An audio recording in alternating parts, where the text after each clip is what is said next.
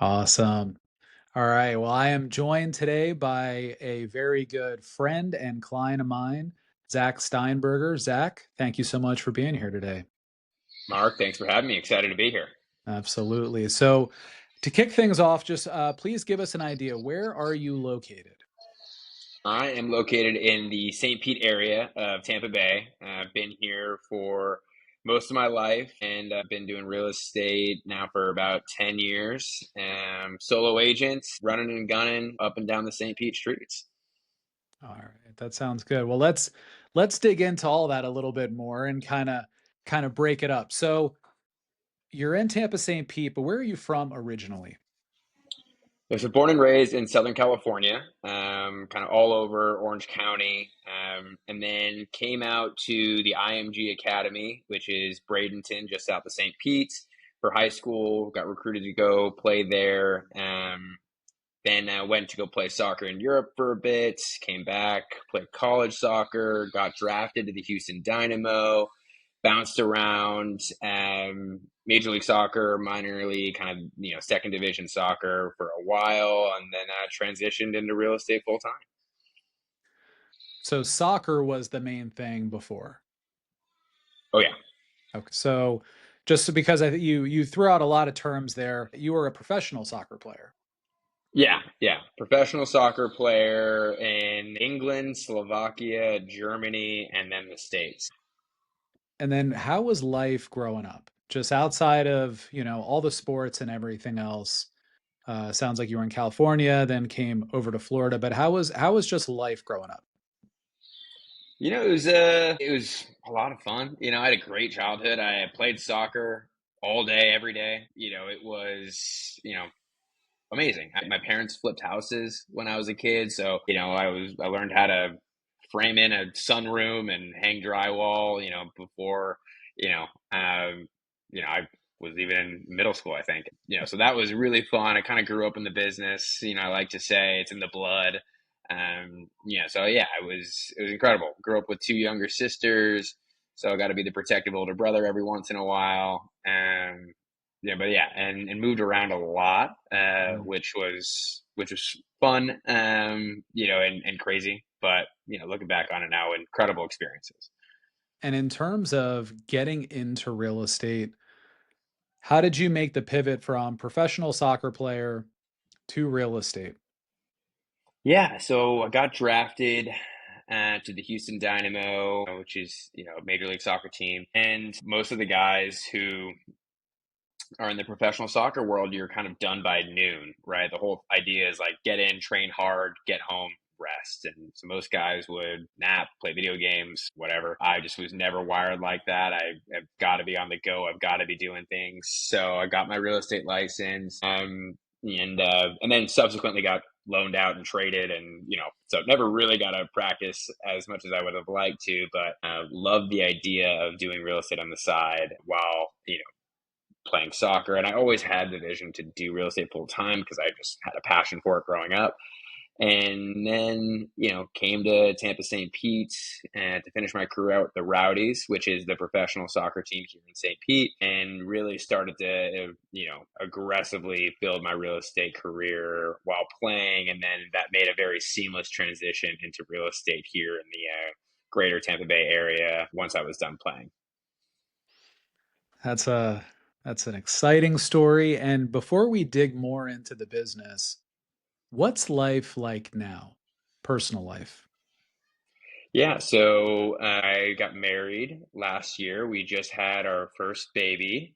He is Congratulations. 4 weeks old this week, so that's very, very new, very exciting, very scary. But we're enjoying it. It's been an incredible ride. The first few weeks were brutal, but we're definitely hitting our stride now, and we're really, really enjoying it. Went out for a family lunch last week, went out for some family coffees and a family walk this week. So we're trying to get out on the town and make him bring him along into our lives as opposed to changing ours, which is, I think we always had that vision for ourselves and making sure that, having a kid didn't mean changing what we did, but bringing him along into our lives. And we've stayed true to that and we've really enjoyed it. Has he touched the soccer ball yet, or are we waiting? Not yet, not yet. We're definitely going to introduce that before we probably should, though. Okay, fair enough. Well, in terms of just, for all the viewers, contextually, so just got married, just had a baby. Congratulations again. You're a solo agent. For everybody, what's currently your level of production, number of transactions? What's the business actually look like for you in this moment? Yeah, so I think when I started, my whole goal was to try and double my volume every year for as long as I could. The first 4 years, I was able to double my volume year over year, and the past, I think 3 or 4 years now, I have seen 50% growth year over year. In the last few years, I've averaged around 70 to 75 transactions. And, so far, year to date, it has 41 transactions closed. And so the goal is to hit 100. And depending on when our folks view this, it is currently May 2nd. So that's 41 transactions between January 1st and May 2nd. Yes. Outstanding. And again, solo agent. What is your price point? So average price point is I think 750. It's one of those things that my price point has kind of organically grown over the years. I would probably 4 years ago, my average price point was 350, 400. Last year was 650, and this year is 750. I think obviously our market in St. Pete has exploded.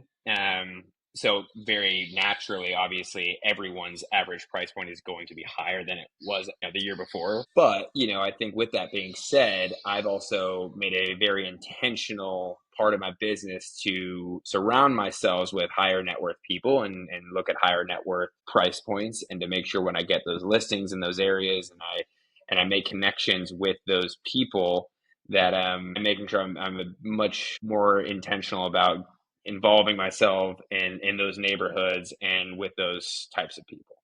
What would that look like if you were to share some details as far as either getting more connected with those high net worth folks, getting more dialed into that neighborhood itself? What is it that you do? I mean, you're such a personable guy. You're always out there. So yeah, just in terms of Yeah. overall connection building.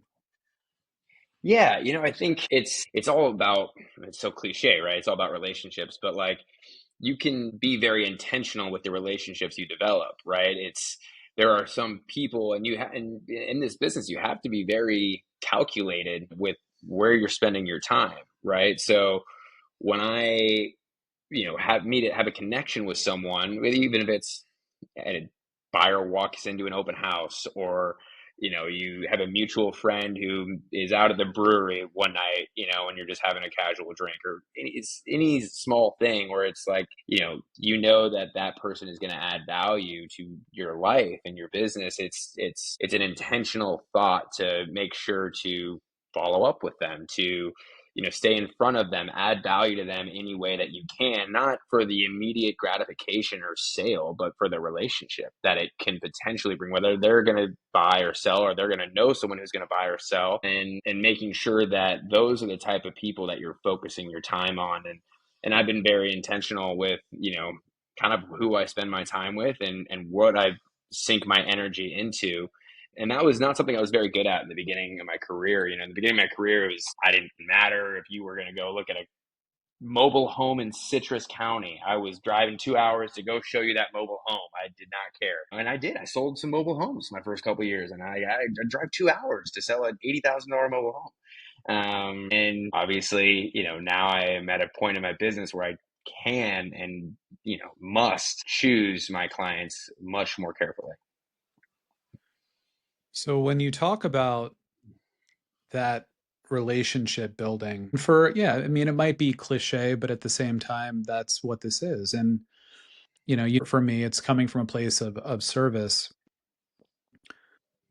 Would you agree that for you, your relationships are not transactional and that you do a great job and actually care about the clients? I mean, one thing I've noticed as your coach is that you genuinely seem to care, And that's a part of, you constantly follow up, you constantly communicate. You are fantastic at setting the expectations, and that's something that you've really been working on to make sure that that communication is open. So, in terms of that transactional element, what are your thoughts on that? Yeah, I mean, I think that's just authentically who I am. I hate fluff. I hate BS. I just don't have time for it. I hate the inauthenticity that most real estate agents have. Very candidly, I think I hate most real estate agents because it's so unauthentic, you know? It's all BS, it's all fake, and I can't stand it. And so I think that is why so many clients love to work with me, because I am a truly genuine person. I am going to be 100% transparent with you, honest, not going to be afraid to tell you the way it is, even if it's potentially going to lose me business or hurt their feelings. I think that genuine approach to real estate is refreshing for a lot of people. But it's a constant, effort. And I wasn't good at setting expectations in the beginning because I wanted to do so well for all my clients. Like I wanted to, whatever price you want, I'm gonna get it for you. I'm gonna fight like hell to get you that number, or to get you the exact home that you want in that area. And you know, I kind of would shoot myself in the foot because I wanted to do those things, right? And I got to the point where like I wasn't fair for me to set that level of expectations for my clients, when in reality I want to do that so bad, but it's not fair when that's maybe not a realistic expectation. And I run into it with my business, right? Like I'm very fortunate to have so many listings and so many sellers trust me with one of the biggest decisions they're going to make, and who are they going to trust to sell their property. And I want to be there at every single showing, right? I don't want to just put a lockbox in the door. I want to be there. I want to guide the buyer and the buyer's agent through the home. I want to show them the things that maybe they wouldn't see otherwise, and maybe I can make a little bit of a difference. And so many times I would promise my sellers that hey, I'd be there. I'm going to be there for every showing, and then I promise that to so many people, and I can't, and then I fall short, and then so that's, for me, it's been a big learning process in terms of just communicating expectations that I want to be there for all showings. I'm not maybe going to be able to be there for all showings, but that is my intent and that is my goal. But at the end of the day, it's the most important thing is to get people in the door. And so if I can't be there, we got to get them in some way or another. And so that's been a big learning part for me. But as far as like actually caring, I mean, I think that's just who I am. And I care about my clients. I really do, because I know that like I'm going to get so much more out of one transformative relationship than 10 transactional ones. That's right. What would you say the crossover has been from professional soccer to real estate? I know you like to win and competition is in your blood, but what would you say in terms of any kind of crossover from professional soccer into professional real estate? Yeah, no, I mean, there's a lot of crossover. I mean, first and foremost, it's an absolute grind. I mean, one's a complete physical grind where you're training in the off season, you're trying to get a little bit faster, a little bit quicker, a little bit stronger, and separate yourself from the other guys who you're going to be competing against, within your team, and for playing time, and also obviously on the field against your opponent. But now it's very different. It's right, like, how can I hone my skills in as an agent you know to generate more leads, to get exposed to more potential clients, to win listings, to negotiate great deals for my buyers, and get creative to help my clients achieve their goals, whatever that is. And so it kind of gets the same juices flowing, they're competitive juices. They're the but they're at the end of the day, for me, it's like I just love the hustle of just like getting things done for people. It just truly energizes me. Did you have a mentor or anybody else when you came into the industry, or how did that work? No, no, I mean, I pretty much, from the beginning, just kind of figured it all out on my own. Never joined a team, never had a mentor or anything. Yeah, God, I remember the first couple of times I had to send out DocuSigns. I like totally messed them up, and I didn't have anyone to teach me how to do it. And my initials were in the wrong places. I felt so bad for my client. And I'm just like, I promise I'm gonna get this right. Give me one more chance to do this.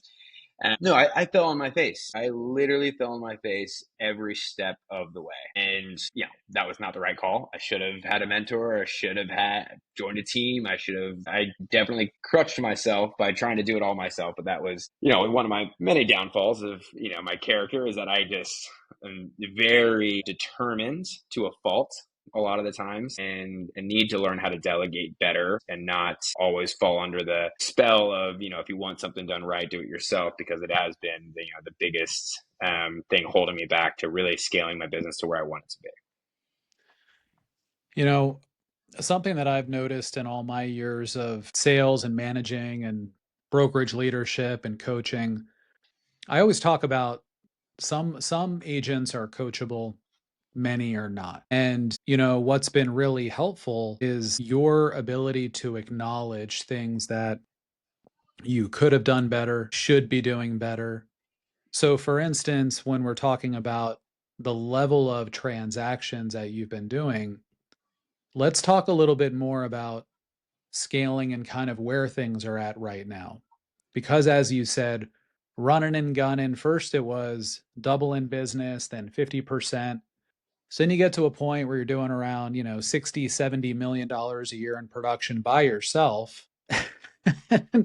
And that can be painful and Yeah. detrimental, right? I mean, we get to a point, the law of diminishing returns, where now you want to make sure, as you said, you want to be at every showing. And that's impossible to do at a certain level. And you don't want to miss anything. And then there's liability. So, for right now, what's somewhat of the focus for you to improve systems or to start scaling to get a little more organized?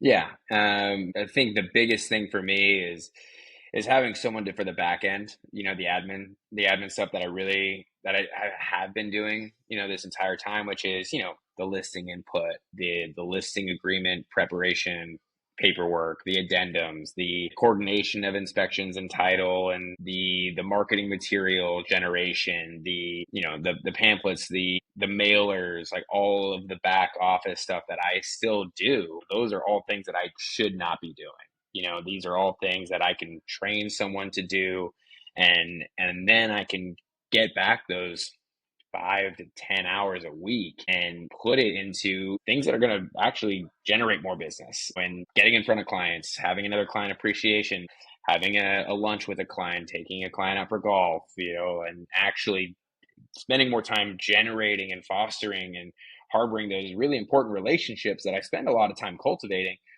that I could be spending more time cultivating if I wasn't filling out a express docs direct mailer to canvas a neighborhood that I just had a listing go up in. If you, I'm sure you remember the first time we sat down and talked about coaching and you told me about some of this, and the look on my face was absolutely, we have a lot to talk about and a lot to work on. But as I said, what's fantastic is how coachable and how quickly then it turns into working on this and working on that, systems, support, organization, revenue generating activities, which we always talk about. Because as you said, you spending time with your clients and building relationships is huge. And on that note, when you talk about the growth of, doubling and then 50% increases, what outside of market dynamics has fueled the growth of your business the most?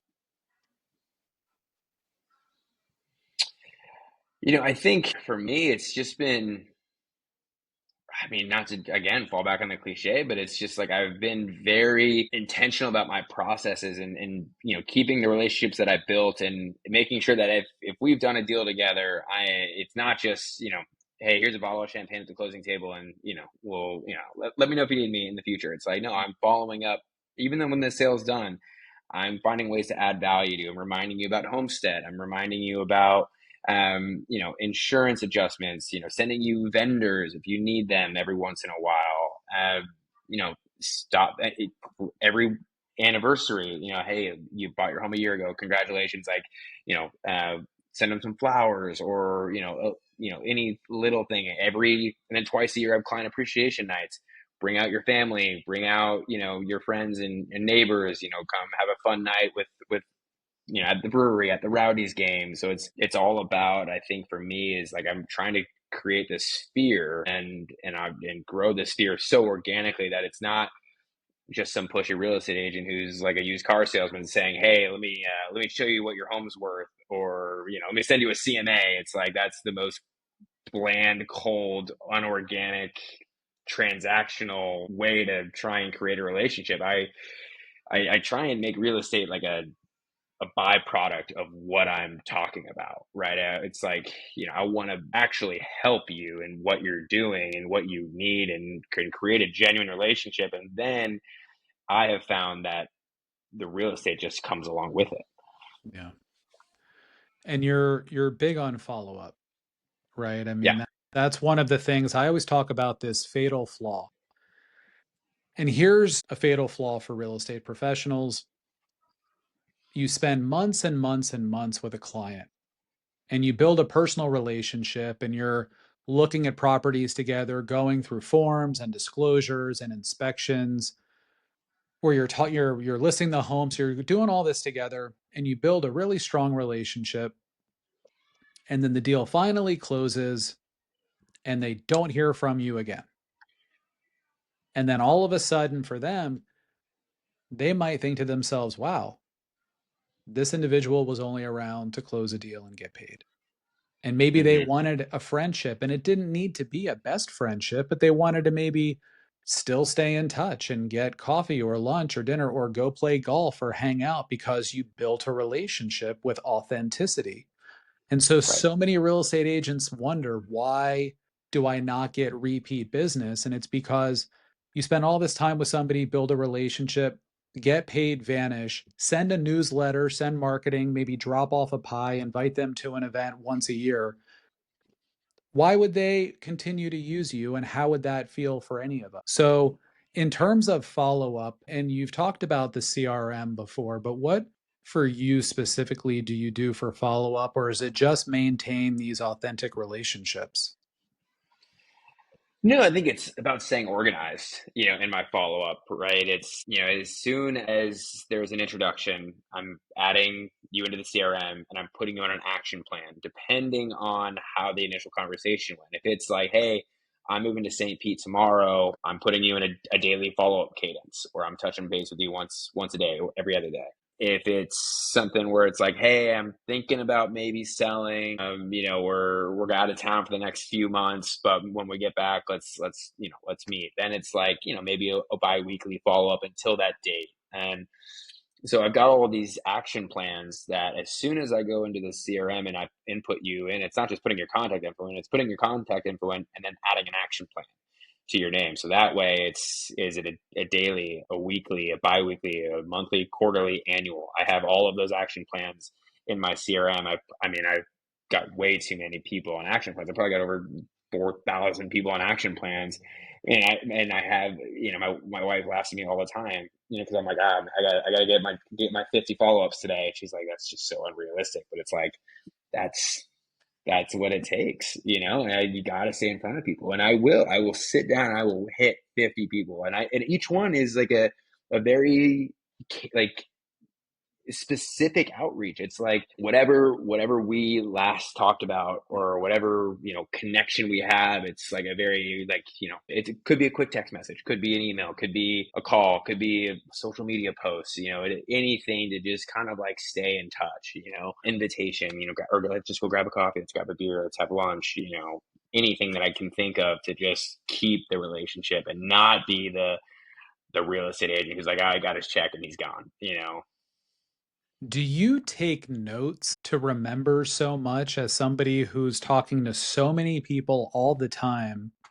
Do you take notes on where somebody works, or their kids names, or their spouse's name, or what they do, or is this all memory? I will say I have a very good memory when it comes to those things, so that helps. But I also take very, very diligent notes. So yeah, the CRM is typically every client is like a pretty long notepad of like, this is how we met, this is what we've talked about, and then updates as we're having those touch points over the course of days, weeks, months, years, whatever long the relationship has lasted. Okay. So you talk about listings. How many listings do you currently have? I have. Seven under contract and 32 active. 32 active listings, 7 under contract. How many buyer parties would you say you currently have? Active, like really active, Yeah. probably 10. Okay. And then would you say you focus more on the listing side, or do you want to work more on the listing side? What does that look like? Yeah, I think realistically my primary focus is the listing side. It's about like canvassing a neighborhood. How can I find ways to, meet the neighbors and connect with people who are legitimately going to be thinking about selling, finding ways to, and, doing the direct mailers, the postcards, the open houses, the ways that I'm going to be viewed as the neighborhood wealth of knowledge, the resource, the guy who knows the area better than anyone else. We see his sign all over the place, and he's got. I mean, I can't see how many, like, always holding these listings. Like, I mean, a lot of the times they don't sell for whatever reason. The price point's too high. It's just not the right market. It's just things, sometimes things don't sell, but like, it's such a great lead generation source. I can't say how many times I get calls from people who's like, oh, Zach, we've seen your sign all over town. Like, you must be doing so well. Would you come take a look at our house and let us know what it's worth? Hmm. Where do you get your positive, just this contagious positivity? Where does that come from? You know what it is? It's from getting absolutely verbally abused my whole life by Scottish soccer coaches. Nothing could ever be that bad until you've had 20 years of just verbal abuse. So seriously, like, I mean, this business is so easy sometimes for me, at least on that level. Like, nothing really gets me worked up, because it's, at the end of the day, I know that I'm going to do my best, and I know that, if the house doesn't sell, it's not because I wasn't available. It's not because I didn't pick up my phone. It's not because I didn't do the outreach. It's not because I couldn't think creatively enough, couldn't, sacrifice enough, couldn't do more, right? So, there are so many times in this business where, yeah, you're dealt with disappointments, and whether or not that's losing a listing appointment, losing a buyer, not getting so close to getting a deal done and just like can't bridge the gap, and that can really, be hard. But like, I don't know, at the end of the day, like, I believe to my core that if any of those things were to happen, it's not because I didn't try absolutely everything, and so I can hang my head high, hang my head high at night. That's like, I did everything that I could. I'm never gonna, and if I feel like I didn't, then I think that mindset would change. I think as soon as I stop believing that I am doing everything I can and I'm busting my ass for my clients, then I wouldn't be able to have that contagious positivity, because I would probably second guess myself. And I think that's kind of comes from the soccer background, right? It's like, I was never the fastest guy. I wasn't the strongest guy. I didn't have the most talent, but I outworked everyone. So Hmm. like, if the coach didn't pick me to play that weekend, or if I had a crap game, like, it wasn't because I didn't try my best, it wasn't because like I just, maybe I had a bad game, had a bad week, and so like, I can always live with that as long as I'm putting 110% into everything I can do. Like, yeah, and it doesn't work out, it's great. I mean, no problem. I did everything I could. We've had conversations about that level of confidence, and that comes from, you're going to do everything you possibly can. Therefore, it's tough to feel imposter syndrome when you will outwork everybody else, right? When I talk about different points in my career, when I broke into the San Francisco market and no contacts, no anything, no knowledge, from, starting truly from scratch and doing 23 million my second year, it's because I just learned everything I could and I outworked everybody. I just outworked the competition. I got creative at farmers market, events, going out, doing everything I possibly could. And I did what other people didn't want to do. I relied on people being complacent and expecting things. right? And so it's almost, I expect nothing. Nobody's coming to save us at any point. So if you want it, you're going to have to work for it. And clients tend to be able to pick up on confidence, and they also tend to be able to pick up on those that are willing to put the work in, right? That level of anticipation that pops up, right? So it's absolutely critical. So in St. Pete, Tampa right now, what are the trends you're currently seeing? Yeah, I think it's a really good question because it's the way I explain it to people right now is it's not a one size fits all market, right? It historically has been, when the market was good, it was good. When the market was bad, it was bad. And it's just not that way anymore. It's very much every sub market is going a different direction, right? So condos, for example, are a really bad market right now. Like truly, with the milestone reports, the reserve studies, the condo dues having increased, by 100%, sometimes 200% in some cases, is making it a truly unaffordable asset to have. And we've had more inventory than we've ever had, and that is, in my opinion, like a kind of a falling knife. It's really bad. Flood zones where there was flooding, where there's a sign in every other yard. That's a really bad market right now. I mean, those prices are, I mean, I sold the first one after Helene. I sold a lot for 250. Sold one 2 months ago for 200, and I'm about to sell one for 170. It's really, it's coming down fast, and it's really sad. On the other hand, single family homes and non-flood zones are flying. I sold one, a month ago that went 100,000 over asking, and it was 120,000 over appraisal value. It was nuts. Um, so it's in warehouses. I've sold a handful of warehouses, above asking for whatever reason. Office space is, terrible. Multifamily not doing great. Retail doing really well.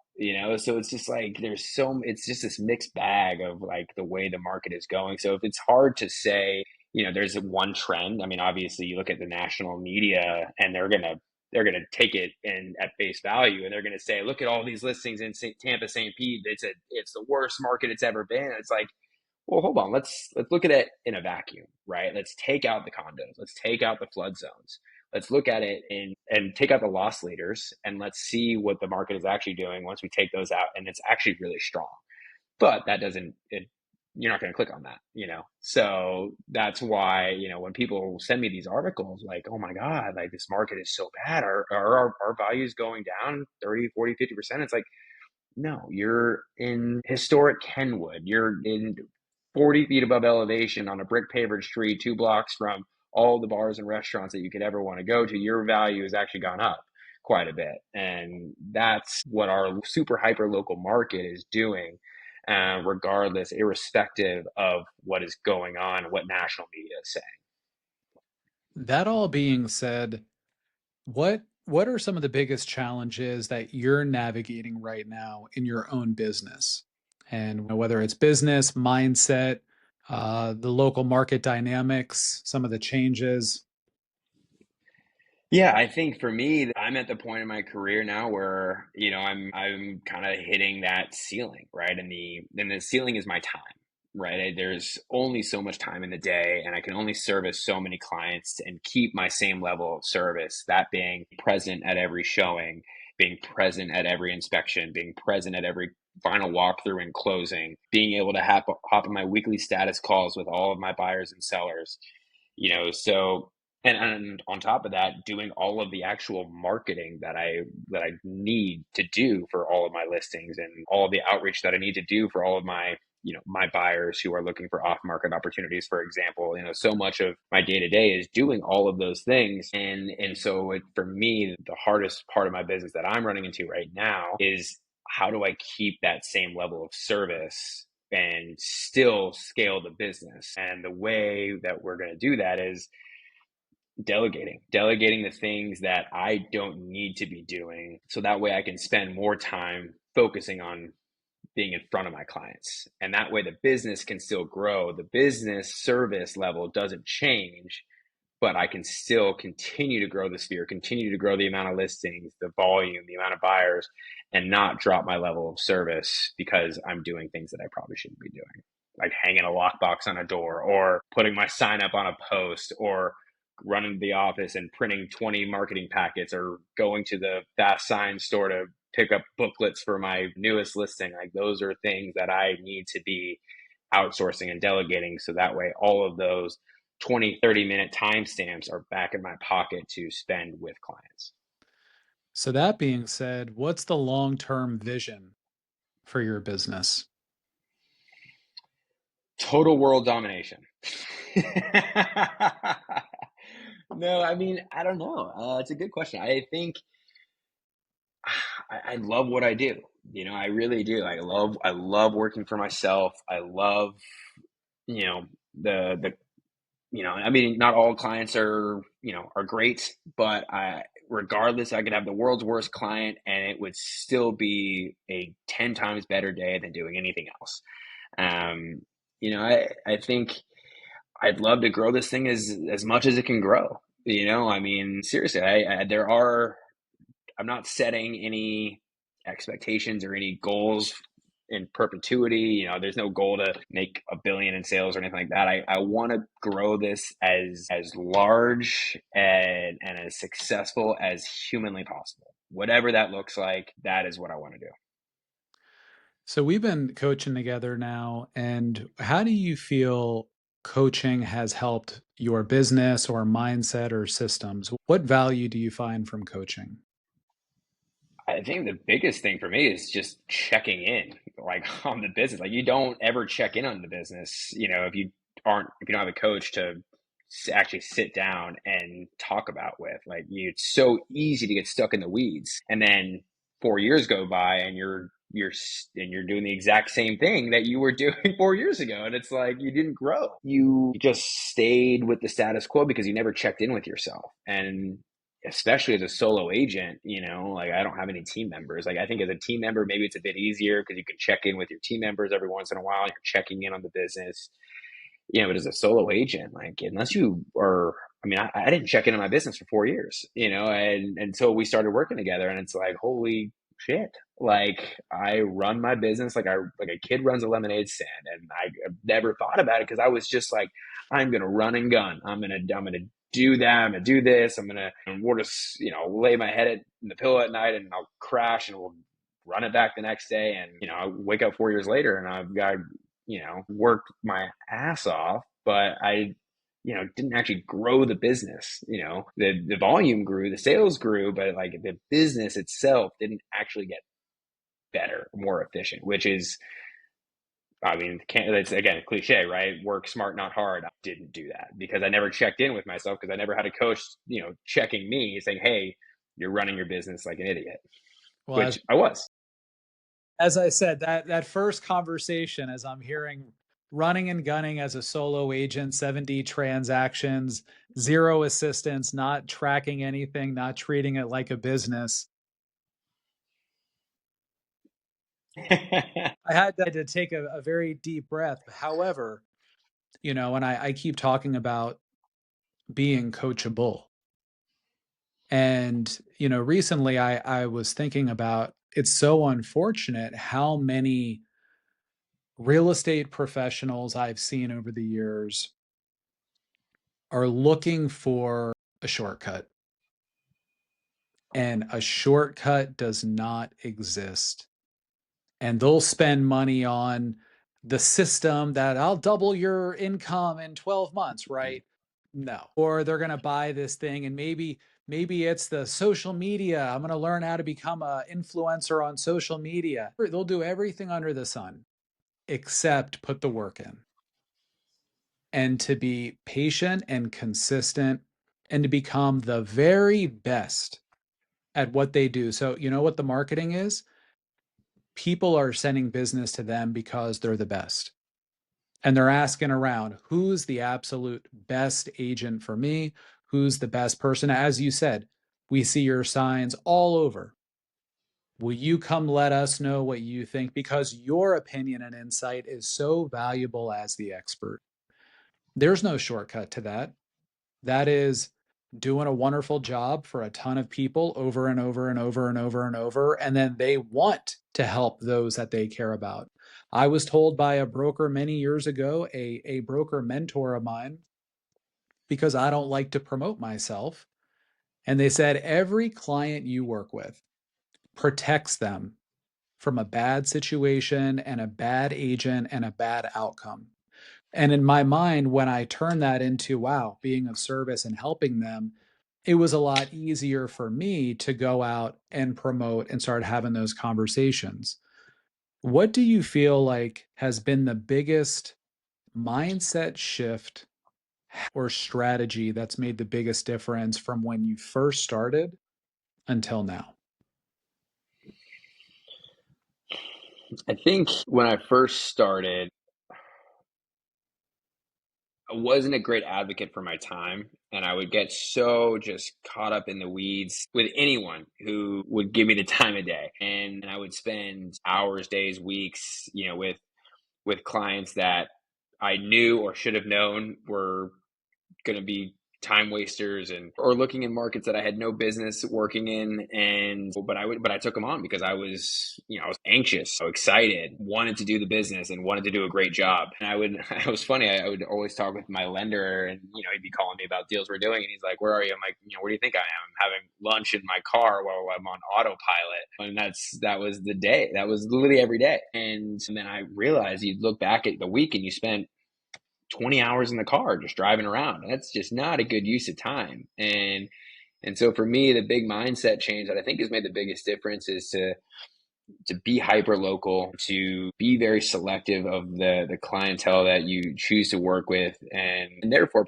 providing a much higher level of service than I think I was in the beginning when I was running and gunning, just trying to work with as many people as I could. And then I kind of fell myself into the trap of the relationships were becoming more transactional, right? Because I was spread so thin, spending my time with clients that I really shouldn't have been.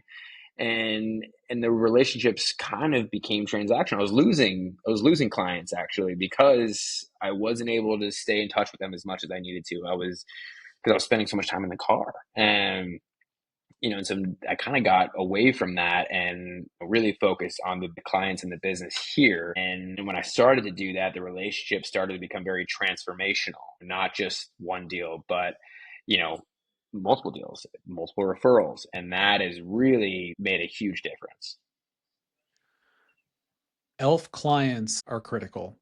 Easy, lucrative, fun. Building the business around the ELF clients. And as you mentioned, these are the people you want to work with. I mean, it sounds like you identified, I actually really love that it went from transactional to transformational because some of these clients you should not have been working with. 2 hours to go to, somewhere to do that mobile park, maybe that wasn't the best use of your time, right? No. However, you did what you did. That being said, what advice would you give to other agents that are trying to grow business? Yeah, I think it's fall back on the classic cliche, but it's, focus on the relationships that you have and foster them, harbor them, make sure you're adding value to them, the elf clients, right?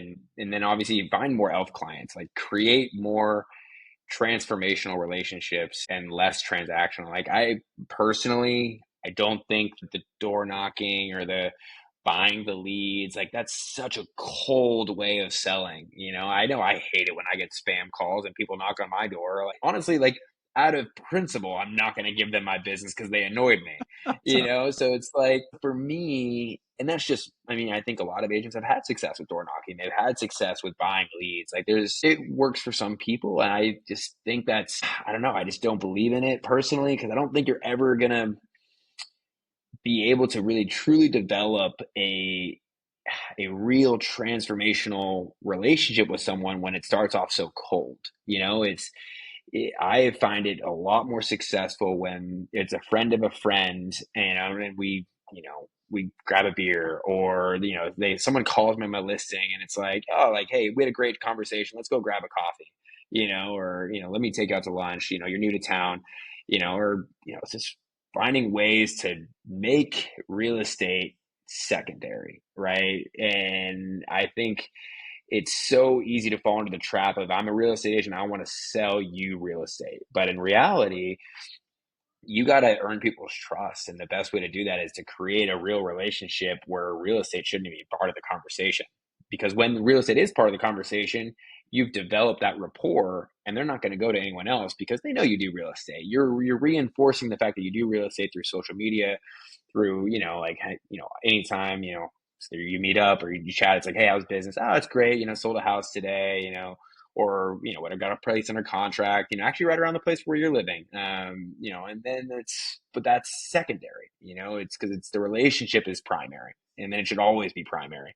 And so when people are trying to grow their business, there's like you mentioned, there's no shortcut. There really isn't. It's a long game. Everything is a long game. But the long game, the pursuit of the long game, is what actually pays dividends in the short term. If you could go back to your first year of real estate and give yourself a piece of advice, what would it be? Do everything different. Get a mentor, join a team, just whatever you did it terribly. I think I set Let's be myself back. fair with and I appreciate the humility, but in the amount of time that you've been in industry to be at the level of production and sales is quite outstanding. And many, I've worked with tens of thousands of agents, and many have not ever achieved the numbers of production you have. So I do want to say that, yes, probably could have been a little bit easier on you, and a Yeah. little more graceful. Yeah. Last question here. Life can be lifey, and there can always be challenges, business, tough seasons. What keeps you motivated or grounded during those times? That's a great question. Yeah, it's so funny. When I was playing soccer, there was a every team. I don't know if you know this or not. There's an inspirational speaker who always said, like, what's your why, right? You gotta have a why, and every coach would always bring it up, and it's funny when I was a rookie. My second year, my third year, every coach brings that up. They sit you down, they make you watch the video. They're trying to inspire you. They're trying to invite something out of yourself that maybe you didn't see. And everyone seemed to have this groundbreaking, earth-shattering why. And it was like, really tough childhood, or, loss of a loved one, like really deep, deep emotional things that, like, would for sure motivate you to do it for that person, right? Who gave up everything for you.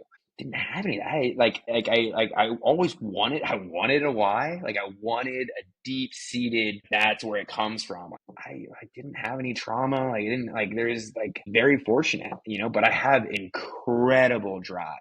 Like, incredible drive. Like, I will drive myself into the ground to the point where, like, it's a problem in my personal life a lot of the times. Like, I need to stop working so much because my drive actually causes issues in my relationships because I'm so focused and so driven. And I didn't realize that, like, I don't have a why. I don't have a reason. I love to compete. I love to win. I have to win. And I get anxious when I'm not working, when I'm not getting better, when I'm not improving myself.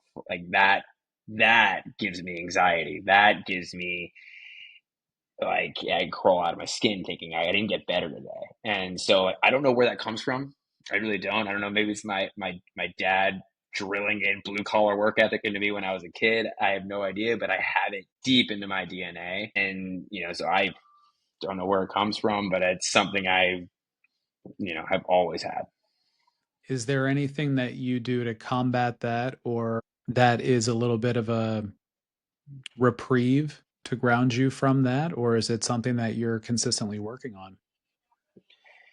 Oh no, I have to consistently work on it. I have to check myself daily, or it's just like, hey, like, there's other things. Like, you don't need to follow up with 50 people today. Like, you can hit 30 and take the other hour and, like, go out to lunch with your wife, cuddle your baby. Like, which is, like, I'm at the point in my life now where I have those things. It's not just me. I'm growing a family.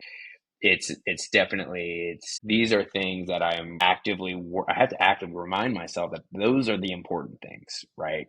And so finding balance is super important. Very hard for me to do because my instincts are to grind, to hustle, to follow up, to build, build, build.